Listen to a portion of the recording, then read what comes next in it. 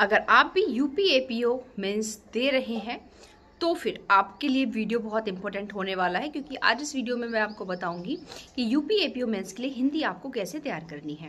क्योंकि आप लोग जानते हैं कि इस बार जो है 16 माइनर लॉज और ऐड हो चुके हैं, बट इस वीडियो में हम आपको बताएंगे कि हिंदी आपको कैसे तैयार करनी है, क्योंकि 100 नंबर की हिंदी आएगी जो कि आपको बहुत अच्छा एडवांटेज दिलाएगी, और वो भी खासकर हिंदी मीडियम वाले बच्चों के लिए। तो देखिए, हिंदी में आप लोग जानते हैं कि तो आपको ऐसे राइटिंग आएगी, लेटर राइटिंग आती है, एक आपका प्रिसिस गद्यांश आता है, और दूसरा आपके बहुत सारे छोटी छोटी जो है आपकी व्याकरण के टॉपिक्स आते हैं, जिनमें अगर मैं बात करूं तो जैसे कि आपका पर्यायवाची है, विलोम शब्द है, तद्भव तत्सम है, मुहावरे हैं, अशुद्ध वाक्य हैं, अशुद्ध शब्द हैं, शब्दों के अर्थ हैं, ठीक है, वन वर्ड सब्स्टिट्यूट है। तो इस तरीके से आपको जो है वाक्यांश का एक शब्द आता है आपका।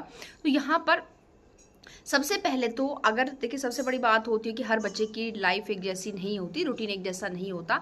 तो आपको जिस भी तरीके से वक्त मिलता है आप उस तरीके से अपना जो स्टडी टाइम सेट करें, और यहाँ पर डेली आप हिंदी के पेपर की भी तैयारी करें। सबसे पहले आप लोग टारगेट बनाएं पुराने साल के पेपर। सबसे पहले देखिए कि जो आपके जैसे कि विलोम शब्द है, पर्यायवाची है, ये मोस्टली ऐसे है जो तद्भव तत्सम जो लगातार रिपीट होते हैं, ठीक। तो आप क्या करें कि सबसे पहले आप रूटीन बनाएं कि डेली आपको इतने दिन तक, यानी कि इतने समय, यानी कि जो भी आप आधा घंटा 1 घंटा जो भी आप देना चाहें, आपको विलोम शब्द तैयार करने। एक दिन में आपको पूरा विलोम शब्द तैयार करके रखना है, 2 दिन में जो भी आपके समय के अकॉर्डिंग सफिशियंट हो। 2 दिन में आपको जो है सारे पर्यायवाची पढ़ना है, 2 दिन में आपको जो है मुहावरे तैयार कर रहे हैं। इस तरीके से आप तैयार करें, क्योंकि जो आपका ऐसे राइटिंग वगैरह है उसमें तो आप लिखेंगे तो नंबर फिर भी मिल जाते हैं, क्योंकि आप टॉपिक के हिसाब से कुछ तो लिखेंगे। कुछ बच्चे थोड़ा परफेक्ट लिख सकते हैं, वर्डिंग इंप्रेसिव हो सकते हैं, कुछ नॉर्मल भाषा यूज कर सकते हैं, लेकिन लिखेंगे जरूर। इस लेवल पर आने के बाद उस फैक्ट के बारे में जानकारी सबको रहती है। लेकिन यहाँ पर याद रखिएगा, अगर ये छोटी छोटी चीजें आपकी गलत हो गई तो आपको कोई नंबर नहीं मिलेगा, और साथ ही साथ अगर आपकी सही है तो आपको पूरे नंबर मिलेंगे। तो सबसे पहले आप डेली अपना रूटीन डिसाइड करें कि आपको कितना समय मिलता है।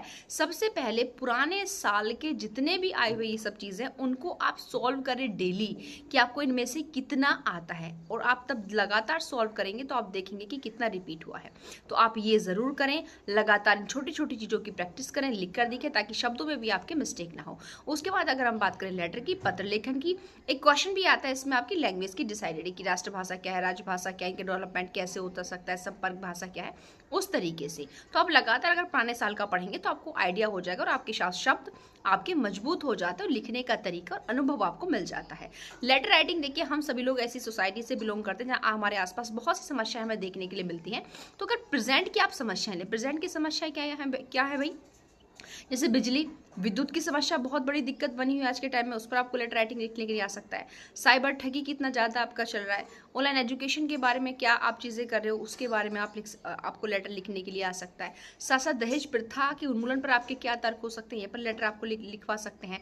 आपके आसपास की जो सड़कें हैं, जो मार्ग है, वो कितने खराब हैं आपके ग्रामीण एरिया के, उनके बारे में आपको लेटर लिखने के लिए आ सकता है। आपके आसपास के जो नाले हैं वो कितने गंदे हैं, आपके आसपास गंदगी का ढेर कितना लगा हुआ है, आपके मोहल्ले में आपके आसपास ऐसे सामाजिक तत्व रहते हैं जिन्होंने जीना हराम कर रखा है मोहल्ले में, ठीक है। इस तरीके के जो टॉपिक्स हैं इन पर आपको लेटर आता है। और याद रखिएगा, जो मैंने यहाँ पर बताए हैं इनसे बाहर आपको कोई लेटर नहीं आएगा, क्योंकि मोस्टली सारी समस्याएं हैं। इनमें से लेटर लिखने को किसके नाम आता है, तो भाई अगर आपको कोई समाचार पत्र में वो पब्लिश करवा रहे तो संपादक महोदय के नाम लिखना है, कि जो भी आपके एरिया का लोकप्रिय दैनिक समाचार पत्र होगा, या फिर पुलिस अधीक्षक को लिखना है, या फिर जिला मजिस्ट्रेट को ज़्यादातर लिखना होता है।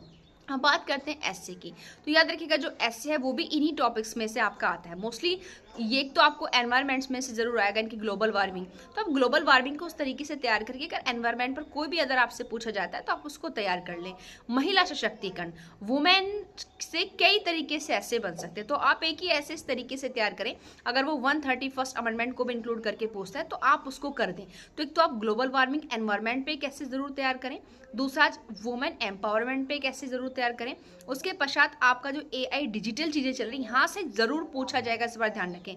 कुछ भी करके पूछ सकते हैं, जैसे कि साइबर क्राइम क्या है, डिजिटल इंडिया को लेकर के आपका एआई के एडवांटेज डिसएडवांटेज आपके आ जाते हैं, ऑनलाइन एजुकेशन के क्या लाभ है नुकसान है, यहाँ से ऐसे आपको जरूर आएगा। तो आप इस तरीके से तैयार करके चले कि कैसे भी पूछा जाए आपके पास फैक्ट हो और चीज़ों, ताकि आप तरीके से लिख सकें। तो यहाँ से आप लोग ऐसे तैयार करें। बाकी एक नॉर्मल कुछ टॉपिक्स होते हैं जैसे कि न्याय में विफलता, न्याय में देरी, इस तरीके से एक राष्ट्र एक चुनाव जो आजकल ज़्यादातर चल रहा है, ऐसे भी टॉपिक्स हो सकते हैं जो कि आपसे पूछे जा सकते हैं। तो इस पर आप जो है तैयार करें। बाकी एक प्रीसिस राइटिंग जो आती है उसमें आपको क्या करना है, पुराने साल की जो प्रीसिस राइटिंग है यूपीएपीओ मेंस में आई उन पर आप लगातार प्रैक्टिस करें। इससे आपके पास वर्डिंग आएगी, लिखने का तरीका आएगा, आपको समरी निकालनी आएगी, आपको शीर्षक बनाने आ जाएंगे, क्योंकि ये चीज़ें वो हैं जो हर बार नहीं आती हैं।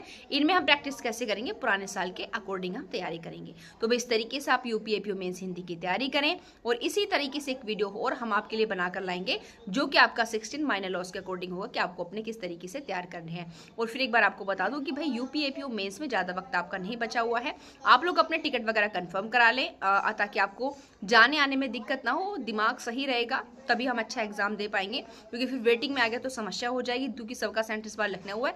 और दूसरी बात आपको मैं यहाँ पर बता दूं, यदि अभी तक भी आपने बैच ज्वाइन नहीं किया तो प्लीज़ बैच ज्वाइन कर लीजिएगा, क्योंकि समय नहीं है। और अगर आप चाहते हैं इस बार यूपीएपीओ में सिलेक्शन लेना तो आपको बैच ज्वाइन करना चाहिए। बाकी अगर आप अपनी सेल्फ स्टडी में संतुष्ट हैं, अच्छी कर पा रहे हैं तो best of luck. Thank you.